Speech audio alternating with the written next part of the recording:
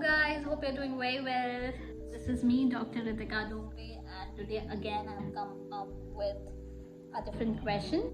तो एक बच्चे ने मुझसे क्वेश्चन पूछा है और उन्होंने मुझसे ये पूछा है कि क्या मैम यूजीसी नेट के बाद सिर्फ गवर्नमेंट जॉब ही मिलती है और अगर नहीं तो कब मिलती है।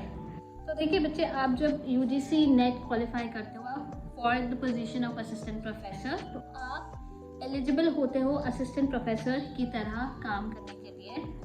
अब आप जब आपके पास ये क्वालिफिकेशन होती है तो आप दोनों प्राइवेट कॉलेजेस में भी अप्लाई कर सकते हो और साथ ही साथ आप गवर्नमेंट कॉलेजेस के जो भी डिफरेंट एग्ज़ाम्स होते हैं या डिफरेंट उनकी जो सिलेक्शन प्रोसेस होती है उसके लिए आप एलिजिबल होते हो अप्लाई करने के लिए।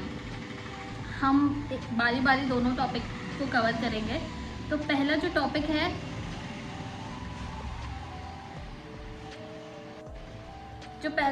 About private colleges. तो देखिए, प्राइवेट कॉलेजेस में ऐसे भी प्रोफेसर्स होते हैं जिनके पास नेट या सेट की क्वालिफिकेशन नहीं होती है, लेकिन पीएचडी उनके पास होती है या फिर पीएचडी नहीं भी होती है, they are trying to clear their set and net, तो वो एज ए असिस्टेंट प्रोफेसर वो काम कर रहे होते हैं, ठीक है। लेकिन क्या होता है, जब आप प्राइवेट कॉलेजेस में अप्लाई करते हो और अगर आपके पास नेट क्वालिफाइड है तो आपके उसमें पे पैकेज में डिफरेंस आता है। तो आपका जो पे पैकेज है आप डिमांड भी कर सकते हो higher pay package than the people who doesn't have this qualification, because obviously it is like a professional qualification. और साथ ही साथ इंस्टीट्यूट जो होती है private institute, they prefer to pay more to people जिनके पास नेट क्वालिफिकेशन होती है। तो प्राइवेट कॉलेज में इस तरीके से कुछ सिस्टम चलता है। एंड रही बात हमारी गवर्नमेंट कॉलेजेस में, तो देखिए हर एक गवर्नमेंट इंस्टीट्यूट का अपना एक स्क्रीनिंग सिलेक्शन प्रोसेस होता है। जैसे अगर आप स्टेट गवर्नमेंट कॉलेजेस में काम करना चाहते हो तो जैसे एक एमपी में होता है, गेस्ट फैकल्टी का भी होता है। तो I am not talking about guest faculty here, हम सीधे अभी असिस्टेंट प्रोफेसर का टॉपिक कवर करते हैं। तो जैसे असिस्टेंट प्रोफेसर में अगर हम एमपी की बात कर रहे हैं तो एमपी में assistant professor in state government colleges में कैसे बनते हैं, आपको स्टेट पीएससी को क्लियर करना पड़ता है या state public service commission exam को क्लियर करना पड़ता है। तो उसमें मिनिमम क्वालिफिकेशन होती है, या तो आपके पास एमपी का सेट एग्ज़ाम हो, या फिर आपके पास नेट क्वालिफिकेशन हो, या फिर आपके पास पीएचडी क्वालिफिकेशन हो। तो ये 3 मिनिमम क्वालिफिकेशन के बेसिस पे आप अप्लाई कर सकते हैं और ये जो स्टेट पीएससी एग्ज़ाम है मध्य प्रदेश का, उसमें आप एग्ज़ाम को दे सकते हैं। सिमिलरली डिफरेंट स्टेट के अपने पीएससी एग्ज़ाम होते हैं अगर हम स्टेट गवर्नमेंट कॉलेजेस की बात करते हैं। रही बात सेंट्रल यूनिवर्सिटीज़ की, तो सेंट्रल यूनिवर्सिटीज़ की अपनी स्क्रीनिंग प्रोसेस, सिलेक्शन प्रोसेस अलग होती है। जैसे हम दिल्ली यूनिवर्सिटी का ही एक एग्जाम्पल ले लेते हैं। दिल्ली यूनिवर्सिटी में क्या होता है, आप अप्लाई करते हैं, आपके इंटरव्यूज़ होते हैं एंड इंटरव्यू के बेसिस पे सिलेक्शन होता है।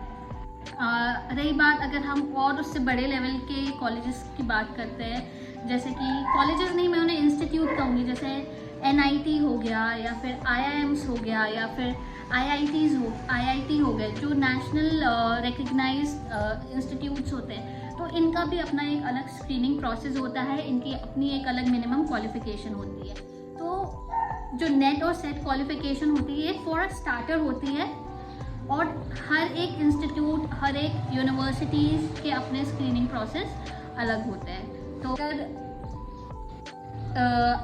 द क्वेश्चन जो आगे बढ़ रहा था जैसे कि अगर नहीं तो कब, तो जैसे मैंने आपको बताया, आप डिफरेंट स्टेट्स के जो एग्ज़ाम है, पीएससी एग्ज़ाम है, उन्हें दे सकते हैं गवर्नमेंट जॉब के लिए। साथ ही साथ आप आईआईटीज़, एनआईटीज़, आईएम्स में अप्लाई कर सकते हैं, वो भी गवर्नमेंट रन इंस्टीट्यूट्स हैं।